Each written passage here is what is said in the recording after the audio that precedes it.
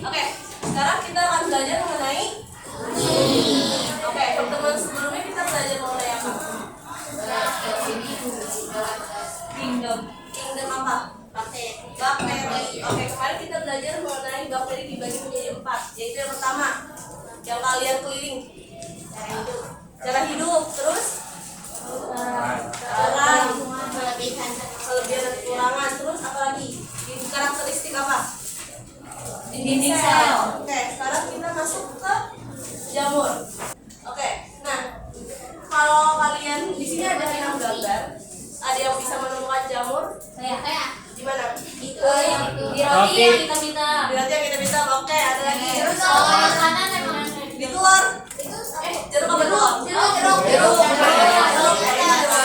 Terus strawberry. Jamur. Terus yang di pohon ini juga jamur juga. Jamur salju betul. Jamur Enoki betul. Yang ini kira-kira bisa dimakan nggak jamurnya? Bisa. Oke, berarti jamur pada gambar, maksudnya pada gambar ini memiliki jamur semuanya. Iya. Kenapa kalian menyimpulkan bahwa pada roti ini adalah jamur?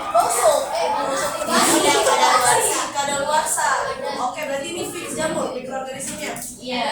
Iya, yakin. Iya. Kalau pada strawberry, kenapa kalian yakin ini adalah jamur? Busuk juga, ada uletnya. Oke, padahal sebenarnya ini kalau kita lihat tidak terlihat ya struktur jamurnya, tapi kalian bisa menyimpulkan ini adalah jamur. Berarti jamur itu ada 2 ya, ada yang makroskopis dan mikroskopis. Kalau jamur makroskopis artinya apa? Jamur yang kelihatan, ada jamur yang kelihatan atau ada bentuknya, atau jamur yang dapat kita lihat dengan jelas mata kita sendiri tanpa bantuan mikroskop ya. Contoh jamurnya di sini ada jamur kayu. Oh ya, tadi jamur silang, jamur kuping, jamur di antara 6 jamur ini ada yang pernah makan?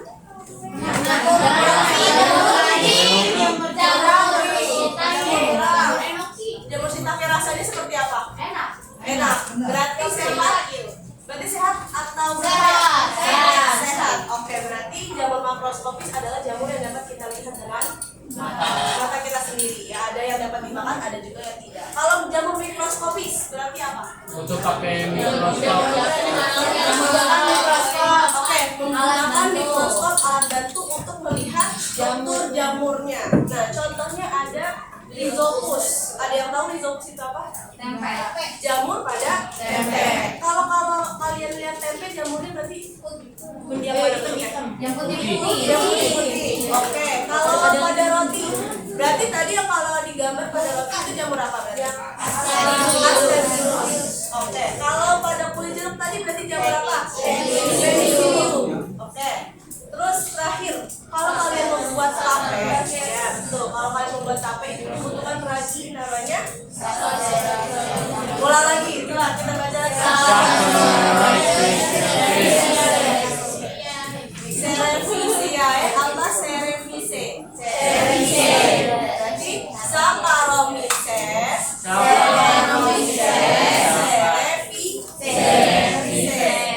Tadi jamur ada 2 ya, ada makroskopis dan mikroskopis. Nah, sekarang apakah jamur dan tumbuhan itu sama? Bedanya kenapa? Beda. Dari cara reproduksi betul, apa lagi? Cara tumbuh betul, ada lagi. Selnya betul, ada lagi. Kenapa tumbuhan dan jamur itu berbeda? Oke, sekarang kita lihat di sini.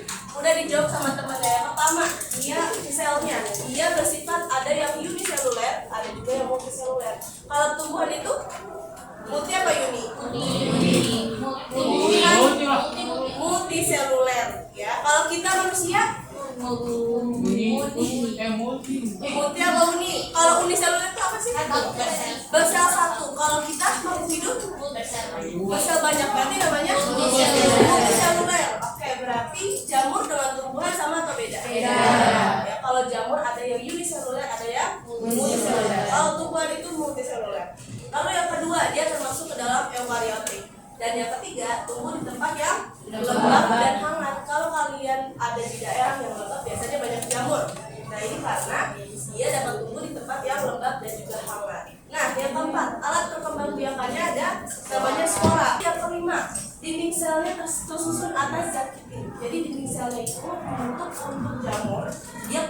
juga lentur. Nah, beda dengan tumbuhan. Kalau tumbuhan menggunakan apa dinding saja, ada tahu? Namanya selulosa. Oke. Lalu yang pada keenam, jadi pada jamur itu tadi kan ada uniseluler sama multiseluler. Kalau jamur multiseluler itu ada yang disebut sebagai hifa, yaitu filamen ya. Nah, kumpulan dari hifa tadi kita sebut dengan miselium. Jadi itu nanti akan kita bahas di jamur multiseluler. Dan yang ketujuh, heterotrof. Apa heterotrof? Tidak bisa membuat makanannya sendiri. Sekarang balik lagi, kalau tumbuhan heterotrof apa autotrof? Autotrof. Kenapa dia autotrof? Karena dia bisa membuat makanannya sendiri dengan cara fotosintesis. Berarti sudah pasti ya jamur dan tumbuhan itu berbeda. Oke, sekarang kita identifikasi. Nah, ini bagian-bagian jamur. Kira-kira tadi kan jamur ada dua macam, apa? Makroskopis dan mikroskopis. Kalau jamur yang ada di gambar kira-kira jamur mana? Makroskopis. Kenapa? Oke, karena bisa dilihat strukturnya lebih tepatnya. Oke, nah ini ada struktur jamur makroskopis. Biasanya atau umumnya jamur makroskopis itu memiliki tudung atau pelindung atau dia berbentuk payung yang ada tepat di atas jamur. Ada yang tahu fungsinya apa? Fungsi jamur, fungsi tudung ini sebenarnya untuk melindungi betul, melindungi lamela ya di bawahnya. Nah, di lamela ini sebenarnya ada hifa, ada intisel, ada septa, dan ada alat reproduksi jamur namanya spora. Oke, nah ini fungsinya untuk melindungi di bagian bawah jamur ya, atau alat pembangkitan jamur. Nah, sehabis itu kita ke lamela. Nah, ini yang dilindungi oleh tudung. Apa sih di lamela, ada apa saja? Ada septa. Oke, ada hifa, ada intisel, ada septa. Nah, nanti kita akan bahas yang septa. Ada yang pernah tahu septa itu apa? Enggak. Oke, nanti akan kita bahas. Nah, selanjutnya kita ke sini dulu. Ada cincin atau anulus. Kira-kira kalau dari bentuknya fungsinya apa? Jadi sebenarnya anulus ini merupakan dulunya jamur ketika tumbuh, dia ini merupakan selaput untuk melindungi lamela. Tapi ketika lamela sudah tumbuh, ini merupakan sisa-sisa selaput yang melindungi lamela. Jadi dia bentuknya seperti cincin. Ya, berarti dia ada di tangkai buah. Tangkai buah fungsinya apa? Menopang tubuh jamur. Betul. Kalau pada tumbuhan itu seperti apa? Batang. Betul. Nah, sekarang di bawah ada miselium. Miselium itu ya. Ada miselium. Fungsinya ada yang tahu? Sama seperti akar, yaitu berarti dia menyerap zat makanan. Tadi jamur itu heterotrof atau autotrof? Heterotrof. Berarti dia mengambil zat makanan dari inangnya atau dari substrat atau dari tempat dia melekat ya. Ini adalah fungsi dari miselium. Oke, ada yang mau ditanya terkait struktur jamur makroskopis? Oke. Nah, sekarang tadi kalian pada nggak tahu apa itu septa. Nah, septa itu adalah sekat ya. Jadi hifa itu ada dua, ada hifa yang bersepta sama tidak bersepta. Nama lain dari hifa tidak bersepta adalah hifa senositik. Jadi kalau dalam soal terdapat apa nama lain dari hifa tidak bersepta, jadi jawabannya hifa senositik. Oke, sekarang kita fokus. Yang pertama ada hifa yang bersepta. Nah, di sini ini merupakan dinding ya, dinding yang memisahkan antara nukleus dengan nukleus lain. Jadi dia bersepta. Jadi dia ada dinding ya di sini yang memisahkan nukleus lain dengan nukleus satu dengan nukleus lainnya. Nah, di dalam dinding ini ada namanya pori-pori. Ya. Jadi dia memisahkan dan ada pemisahnya, ada sekatnya. Namanya hifa bersepta. Kalau ini berarti seperti apa? Tidak ada septatnya. Berarti nukleusnya tidak dibatasi atau dipisahkan oleh septa tadi ya. Jadi satu sitoplasma seperti itu. Oke, jadi ada dua hifa. Yang pertama hifa bersepta dan senositik atau tidak bersepta. Oke, nah sekarang kita identifikasi bagian-bagian jamur lagi. Berarti dia masuk ke mikroskopis atau mikroskopis? Mikroskopis ya. Sebenarnya ini adalah animasi atau bentuk untuk membantu kita dapat mengidentifikasi struktur ya. Karena aslinya kalian harus bisa mengidentifikasi di bawah mikroskop ya. Aslinya kalian tidak bisa melihat struktur dengan jelas secara langsung. Oke, nah ini adalah Ini apa? Batang atau Hi-Fi atau hifa bahasa Inggrisnya hifi. Hifa ini artinya adalah hifa ya. Ini adalah hifa kalau pada mikroorganisme mikro yang berukuran kecil, mikroskopis, jauh lebih mikroskopis. Lalu di sini ada spora miospor. Apa spora miospor? Kayak batang, jadi dia menopang sporanium ya. Jadi dia menopang sporanium. Nah, apa sih sporanium? Itu Pelindung spores. Dia betul tempat beradanya spores atau spora ya bahasa Indonesianya. Jadi spora itu dibentuknya di sporanium ya, atau kantung dari spora itu namanya sporanium. Coba menopangnya sporanium? Sporangiospor. Oke. Terus ini adalah hifa. Hifa itu adalah bahan yang menyusun seluruh jamur. Jadi tersusun oleh hifa. Ya. Terus di sini ada rhizoid. Apa itu rhizoid? Jamur yang memiliki, iya. Jadi jamur itu ada yang memiliki rhizoid, ada juga yang tidak. Nah, jamur yang memiliki rhizoid ini sama seperti fungsinya akar pada tumbuhan, yaitu menyerap zat makanan dari substrat. Oke. Tadi spora itu apanya jamur?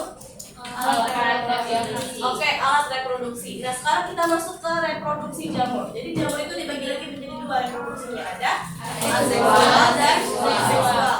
Kalau aseksual itu dia ada dua, ada spora aseksual dan ada fragmentasi hifa. Kalau seksualnya yaitu menggunakan spora, namanya spora seksual. Jamur berarti aseksual dan seksual. Oke, ada dua macam cara reproduksi jamur. Kita akan bahas satu-satu. Nah, di sini adalah bentuk spora. Kalau spora aseksual bentuknya seperti ini. Ada conidiospora namanya, dan juga ada spora miospora. Ya, ini kalau jika reproduksi secara aseksual. Kalau secara seksual itu ada ascospora, ada zygospora, ada basidiospora. Ya, jadi nanti akan kalian bahas macam-macam dari jamur, ada 4 nanti. Habis pertemuan ini kita akan bahas. Nah, ini adalah alur dari reproduksi jamur. Kira-kira ada yang bisa baca? Oke, sekarang kita mulai dari sini. Apa ini? Sporangim. Tadi sporangim itu apa? Tempat spora itu kan ada. Ya, tempat kantungnya spora ya. Jadi sporangim itu di sini ada spora isinya. Oke, sekarang kita fokus ke reproduksi aseksual dulu. Kenapa? Karena jamur itu umumnya reproduksi secara aseksual karena cepat ya. Jadi ketika reproduksi aseksual, sporangiumnya ini akan pecah ya, dan sporanya ini akan terbang ke udara. Jadi karena spora ini ukurannya kecil, dia akan mudah terbawa oleh udara dan akan menempel pada tanah dan tumbuh apabila di lingkungan yang lembab dan hangat ya. Jadi ketika sudah mendarat di tanah, lingkungannya hangat dan lembab, dia akan membentuk hifa. Hifa akan tumbuh menjadi struktur jamur dan begitu seterusnya. Jadi dia tidak memerlukan dua hifa, hanya memerlukan spora saja dia sudah dapat membentuk jamur yang baru. Itu adalah reproduksi aseksual. Nah, kalau yang seksual seperti apa berarti? Di sini ada dua hifa ya. Di sini kalau kalian lihat ada yang warna merah dan ada yang warna biru. Biru apa kuning? Biru ya, ada yang merah, ada yang biru. Nah, hifa yang berwarna merah dinamakan hifa positif, sedangkan hifa yang berwarna biru negatif, tipe negatif. Nah, ini berbeda ya. Nah, ketika sudah bertemu hifa positif dan negatifnya, dia akan membentuk gametangia, kalau kalian lihat, atau gametanium ya. Intinya masih haploid. Haploid maksudnya. Haploid itu dia memiliki satu set. Oke, berbeda ya. Merah sama birunya belum menyatu ya. Lalu akan masuk ke plasmogami. Di sini plasmogami akan terbentuk namanya zygosporangium. Jadi sudah menyatu tapi masih bersifat atau kalau kalian lihat ini masih ada sekatnya ya. Tapi kalau kita sudah masuk plasmogami, dia sudah menyatu tapi masih haploid. Ya, ini namanya plasmogami. Terbentuknya zygosporangium.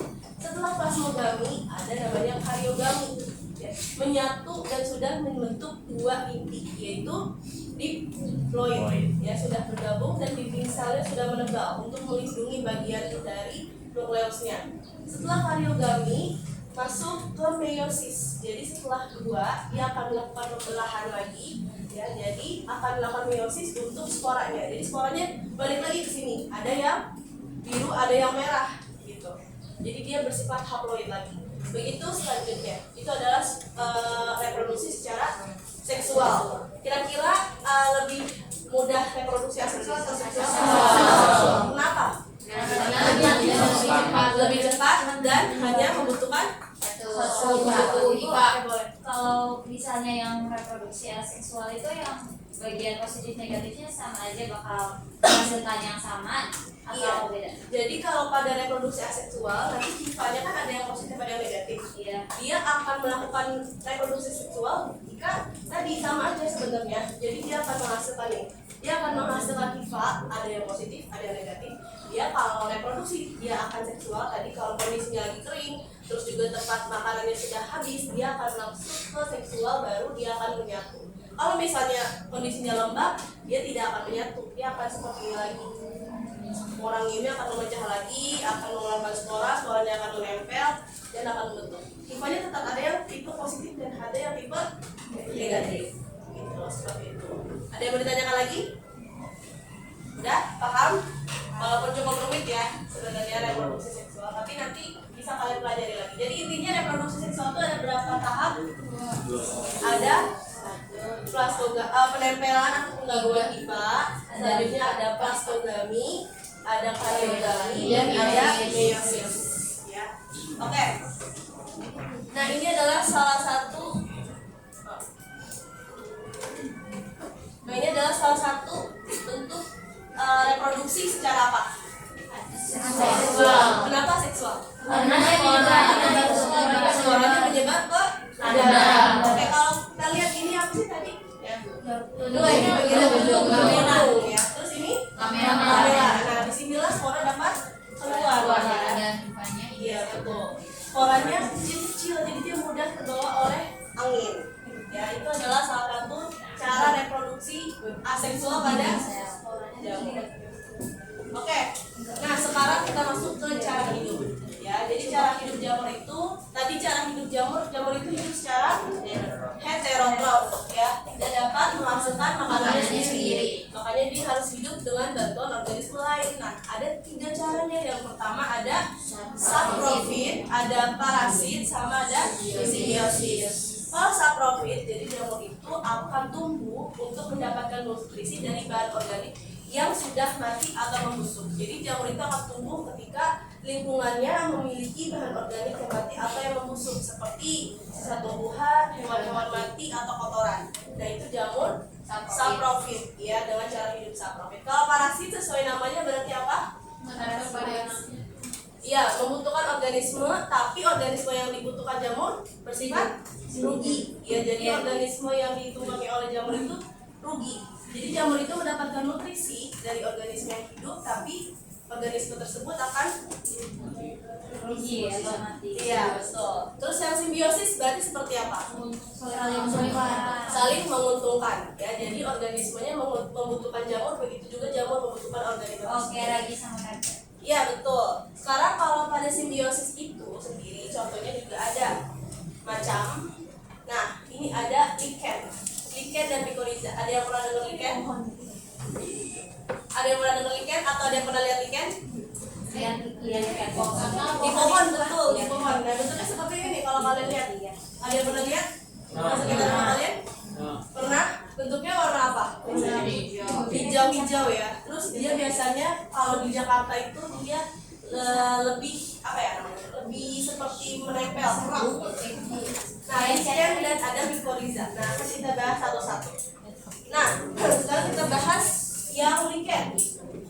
Nah, lichen ini merupakan hubungan simbiosis antara jamur dengan alga. Ada yang tahu alga itu apa? Yang ini bukan sih yang di mana? Yang di air. Oke, terus ada lagi alga, ada yang di air, ada yang banyak macam alga. Tapi alga kira-kira sama nggak dengan tumbuhan?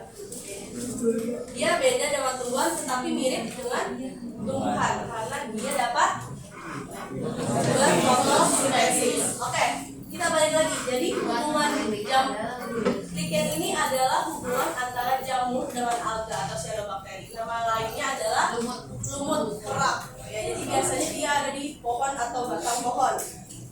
Nah, gimana hubungan simbiosisnya? Jadi alga ini akan memberikan hasil fotosintesisnya kepada jamur, sedangkan jamur itu akan menyediakan.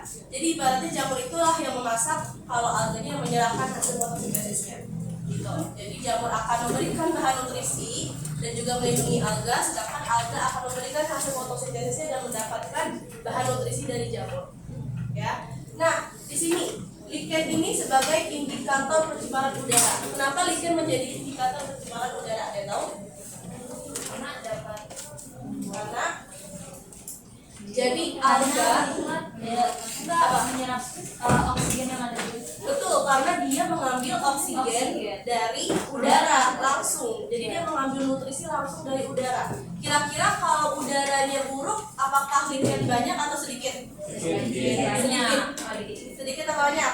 Sedikit. Kenapa sedikit? Karena tadi Menghirup apa nih? karena dia mengambil nutrisi dari udara. Kalau misalnya udaranya kotor, kira-kira nutrisinya seperti apa yang didapatkan? Jelek.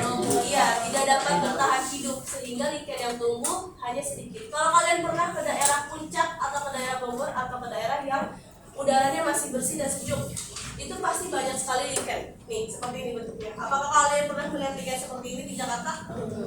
Jarang ya. Mungkin kalau ada pun bentuknya seperti kerak-kerak.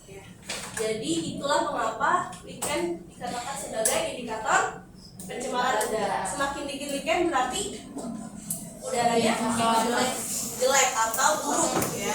Nah, itu adalah fungsi dari lichen atau hubungan simbiosis antara jamur dengan alga. Oke, selanjutnya ada mikoriza. Ada yang tahu mikoriza itu apa? Hubungan antara lifa jamur dengan akar tumbuhan. Nah, ini adalah bentuk atau contoh yang kita bisa lihat. Kira-kira lifa jamur yang mana? Yang putih-putih. Oke, kalau yang ini akar dari tumbuhan. Nah, dari mikoriza itu ada ektomikoriza dan endomikoriza. Kalau ekto, dia seperti ini bentuknya. Dia tidak masuk ke dalam sel dari akar. Dia hanya tapi yang putih-putih itu bisa jalan-jalan gitu. enggak, dia menempel. Sifatnya adalah menempel pada akar. Jadi dia menjalar ke pada akar, tapi dia nggak jalan-jalan, nggak hidup gitu ya. Maksudnya nggak punya kaki untuk jalan berpindah. Nah, ini adalah ektomikoriza. Kalau endomikoriza, hifanya akan masuk ke dalam akar, sel akar. Jadi dia bukan seperti ini menyeluruhi akar. Berarti ini adalah contoh dari ektomikoriza.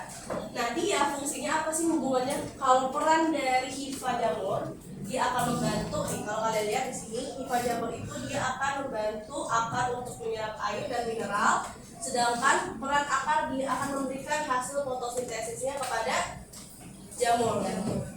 Jadi itulah peran mereka berdua sehingga saling menguntungkan. Oke? Ya, betul. Itu adalah salah satu bentuk mikoriza. Tadi kan berarti hubungan antara apa? Jamur dengan alga. Kalau mikoriza jamur dengan hifa jamur dengan akar tumbuhan. Oke, pertemuan kita sudah selesai untuk membahas tentang jamur. Sekarang silahkan membentuk kelompok. Satu kelompok yang terdiri dari 4 orang. Jadi udah sesuai kelompok. Udah, Bu? Kelompok 1 mana berarti? Di sini ya. Berarti ini kelompok 1, kelompok 2, kelompok 3, kelompok 4, kelompok 5, kelompok 6, kelompok 7, kelompok 8. Nanti ada 8 kelompok.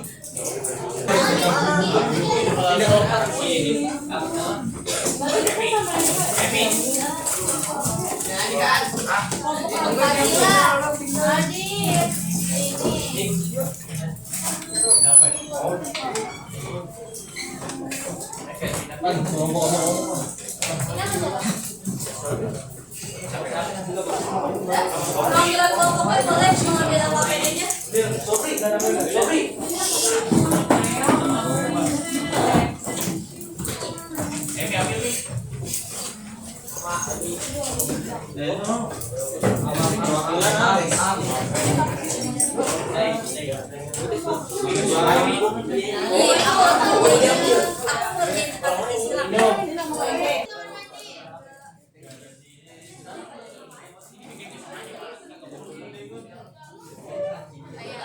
Apa? Pelaburan gamet haploid itu seksual kan yang nantinya jadi diploid. Betul.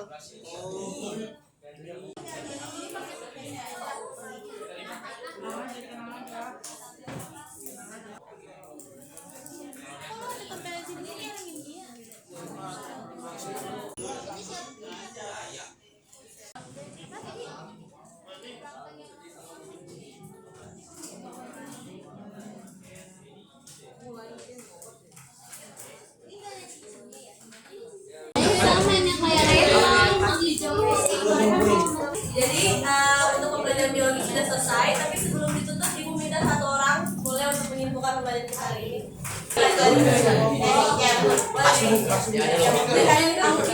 Pelajaran kita kali ini belajar tentang fungi atau jamur. Nah, di situ itu ngebahas tentang cara reproduksinya, kayak ada seksual sama seksual, terus struktur jamurnya juga. Terus ada bagian-bagian kayak di jamur tuh ada yang lebih spesifik lagi, kayak tadi kita bahas tentang inti selnya, terus cara reproduksinya itu pakai spora, sama cara hidupnya dia tuh